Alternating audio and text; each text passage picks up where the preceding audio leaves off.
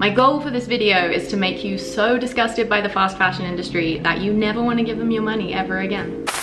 Zelph. On the shelf. Hi everyone, welcome to another video brought to you by Climate Anxiety and Quarantine. Today we're going to be talking about fast fashion, something I've wanted to make a video about for a long time, but I wasn't really sure if you guys would watch it.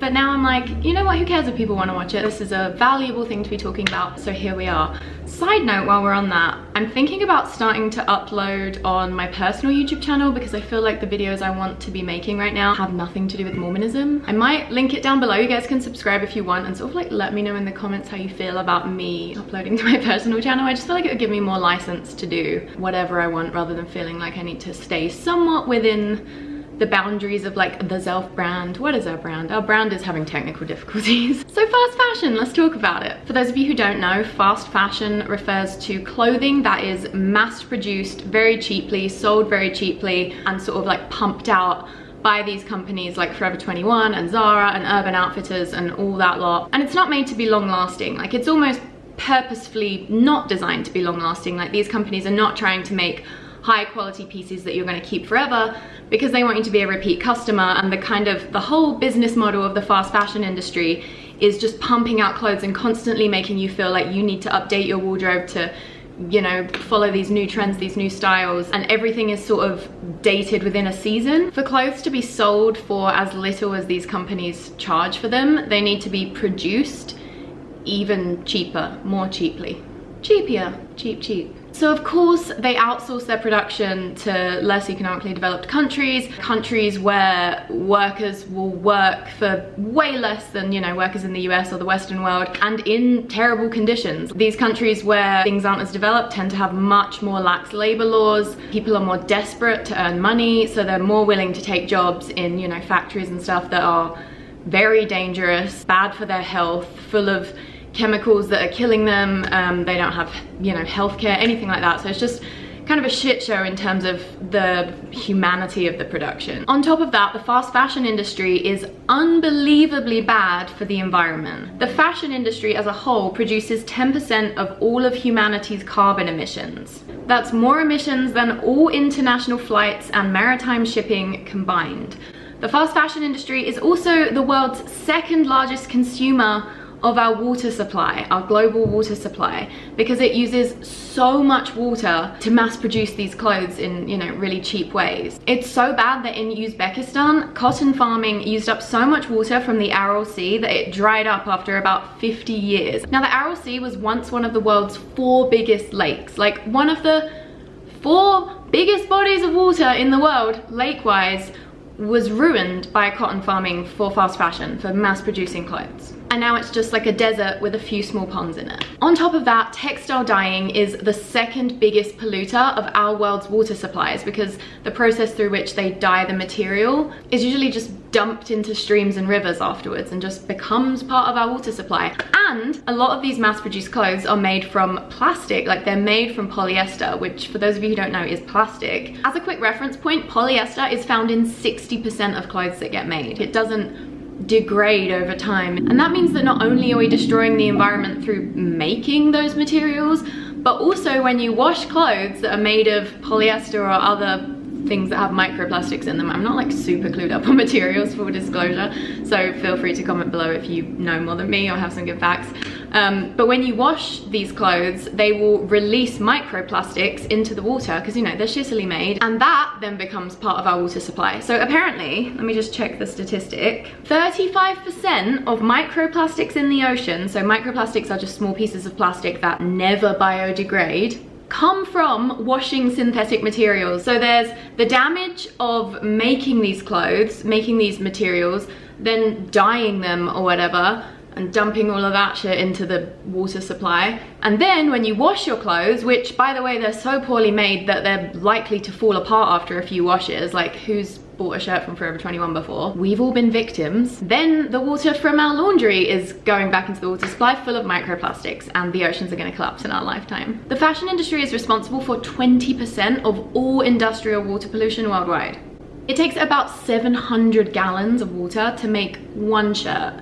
And this could be one shirt that you're gonna wash 3 times, it's gonna look like shit, and then you're gonna throw it away. Which brings us on to my next point. 85% of the textiles that we produce just end up in a landfill to never biodegrade. Every second that we are alive, the equivalent of one garbage truck full of clothes is burned or dumped in a landfill. So this is clearly a problem, right? Fast fashion is exploiting workers, it's polluting our water supply globally, depleting it as well. It's polluting the air, it's increasing global warming. Like, there's a lot going on that we don't want to be going on. And here's the stone cold bummer. We don't need to be buying clothes as much as the fashion industry wants us to be buying clothes. Like, our grandparents would buy things and wear them forever, and when they broke, they would fix them. And like, the amount of clothes that they bought was like nothing compared to what we buy now. Even in 2014 compared to 2000, which was already like, the fast fashion industry was booming in 2000, but in 2014 we were already buying 60% more clothes than we did in 2000, like just in that little 14-year period. Why?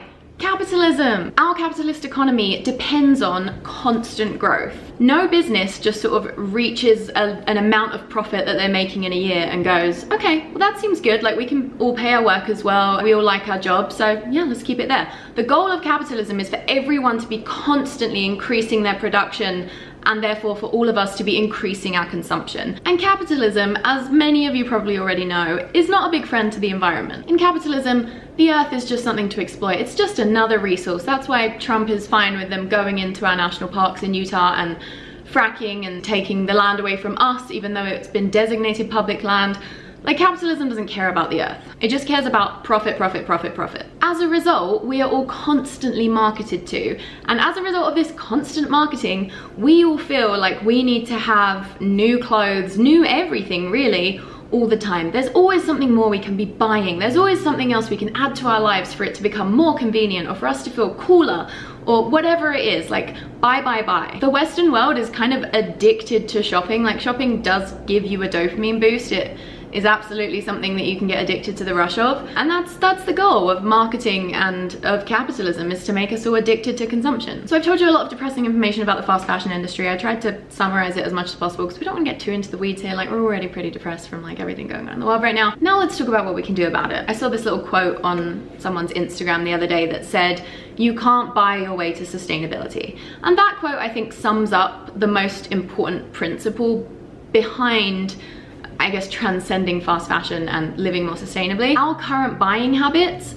are not sustainable, even in a world where like the things we're buying are more sustainable. Like, we cannot keep taking as many resources from the earth as we're taking and have the earth survive. That means we all need to be able to examine the ways that capitalism, and marketing especially, has influenced us and has influenced what we think we need and how much we need to buy stuff, especially fashion. Because really, like, so I am a fan of expressing yourself through fashion. I think that, you know, creativity and how you dress can be a really great thing, and I'm not against that. I'm not suggesting we all just like wear a drab uniform. There's playfulness and good things that can come from fashion, but we don't need to be constantly changing up what we're wearing. I'm all for having outfits that you feel like represent you and help you show up in the world in a way that like feels authentic, but you don't need like 100 different outfits to be able to do that. This is something I'm really working on right now, is examining in myself when I feel like I need to buy stuff,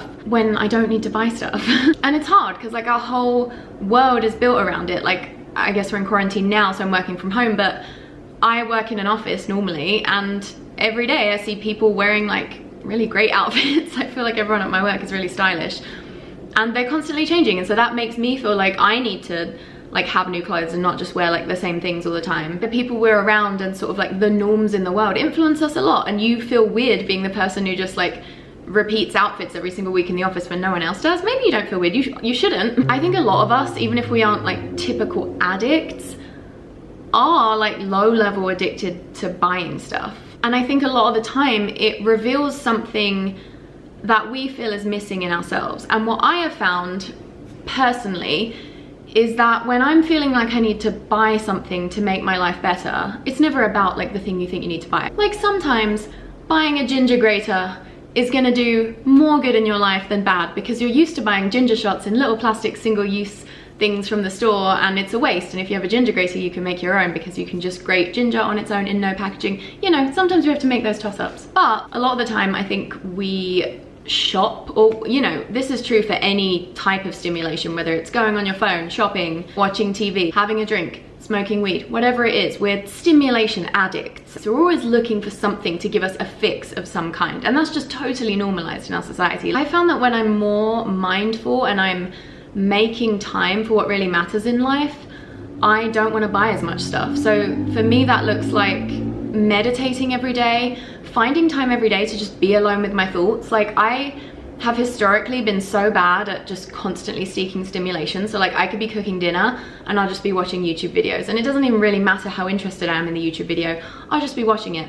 Or like, I'm driving to work and I'm listening to a podcast. There's almost no times in my day where my brain is able to just wander, and that's really bad for us, because our brains need time to wander and to sort of process just everything in our lives that's going on. And if we don't get it, we become less healthy, and we're more likely to seek stimulation as sort of a remedy for that unhealthiness. So something I've started doing now is, if I'm making dinner, I'll just put on smooth jazz and let my mind wander while listening to smooth jazz. And it's amazing how many like things I think about that I can tell are good for me to be thinking about, because you know, I'm sort of processing stuff as I'm thinking. And it doesn't have to be anything crazy like bad stuff, it can be really anything, but just giving your brain more time to like integrate new experiences into your psyche. Does that make sense? It's also really important for me to feel connected to the natural world, you know, going out into nature regularly, getting fresh air regularly. And tied up in that is also moving my body enough regularly. Fun fact, trees release these chemicals, I think they're called phytosides, that boost your mood just by being around them. So if you're feeling depressed, hugging a tree might actually be a really good idea. Basically what I'm saying is that I think mindfulness is the antidote to our consumption obsession. So I didn't want to make a video talking about fast fashion where I didn't talk about like sort of the roots of the problem, which go way deeper than just, you know, companies being terrible, which, you know, they are, and capitalism and all that. But it's also a very individual, personal, inward thing that we all have to examine. Obviously, sometimes we do need to buy new stuff, we need to buy new clothes.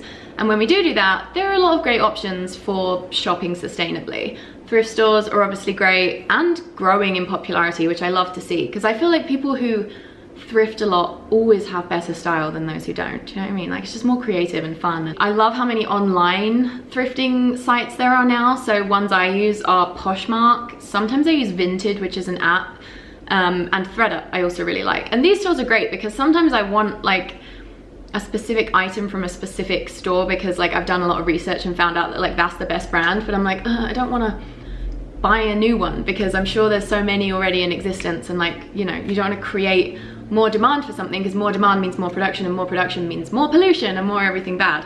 So you can go on one of these sites like ThredUp or Poshmark and just type in basically exactly what you want, and you can usually find it. So that's really cool, and it's great for stuff like, you know, let's say you want a new pair of Nike shoes, you can like still have those trendy styles, even though I guess there's like low-key an ethical question around like, do you want to even be promoting these brands? Like, I think that is worth considering. But for me personally, I'm comfortable sort of buying whatever if it's secondhand. Like, I think I would buy leather shoes secondhand, and I'm vegan, so that's just where I'm at. Let me know if you guys have different opinions, or if you have any opinions. And then another thing you can do is just shop from sustainable brands. Now this is definitely you know, kind of a privileged thing to be able to do, because to make something sustainably costs more money, and so these companies obviously charge more money for their pieces. And in my opinion, it doesn't really work out as more expensive than fast fashion, because you could buy a shirt from a sustainable brand and it will last you 10 times or 20 times longer than a shirt from a fast fashion brand would last you. So it's like, you're only going to need to buy one shirt instead of 20 shirts. So it's like, it depends how you look at it, but like, I get that they can be a lot of money up front, like pieces from sustainable brands. But some of my favorites are, well, Reformation is my all-time favorite clothing brand, I think, right now. I just got jeans from there and they are so good. Their slogan is, being naked is the most sustainable option, we're number 2, which I love. A shoe company that I'm really into right now that makes sustainable shoes is called Veja, V-E-J-A. I'll put some more links in the description bar of like clothing brands I like that are sustainable for any of you who are interested. And if you have any favorite sustainable brands, please let me know. Also, we have a discount code for a phone case company. This is kind of random, but I just feel like we all buy quite a lot of phone cases, or, you know, we're all upgrading our phones constantly, and phone cases are obviously plastic and shitty, but this company is called Peeler, and they make phone cases that are compostable. They're made from recycled materials, and they donate, I can't remember how much of their profits, like 30% I think, to ocean conservation. So they're great, and I have a discount code that I will put in the description box if any of you want to buy a new phone case, if you need one. You know earlier how I said that from 2000 to 2014, our garment consumption, the amount of clothes we bought, went up 60%. In that time, we also started owning our clothes for half as long. So we're buying 60% more clothes and wearing them for half the amount of time. And that's the whole model of the fast fashion industry, right? Like, they've won, they succeeded. That was like a nailed it for every single one of their sales teams. I think it's really important to question why you feel like you need to constantly update your wardrobe, especially if you feel like you're feeling pressure to align with trends. And again, I understand wanting to express yourself through your clothing, and I have no qualms with that. But I think a lot of the time, you know, designer labels, for example, like the whole principle of designer labels is just people want to buy stuff from them because it's exclusive. Like, people want to buy a shirt that says Gucci on it rather than a shirt that says Forever 21 on it, because they know that the Gucci shirt costs, you know, 10 times as much or 50 times as much. I don't know how much a Gucci shirt goes for, but you know, all of these things like YSL bags and all of these like cult designer products, they're just status symbols. Like, they don't mean anything. The same bag could be sold for 10% of the price. Like, there's, the only thing you're paying for is the label. And that's just like a pure social construct. Like, it's a construct of the ego. It's meaningless at the end of the day. It's essentially you being desperate to tell the world, like, I am wealthy. And why do you feel like you want to tell the world you're wealthy? Because you want to tell the world I am valuable. And it's all linked to this fear that our species has deep down that I'm not worthy, I'm not valuable, I'm not good enough, you know, feeling like you need these external things to prove it. Unfortunately, my battery's dying, so I'm gonna have to end this video here. I hope you liked this sort of chatty, unplanned style. If you want to support our channel, you can do so on Patreon. Please share your thoughts with me on fast fashion in the comments. I feel like I didn't go that deep in this video, so I'm very curious to hear what you guys have to say. If you're trying to use less fast fashion. Thank you for watching.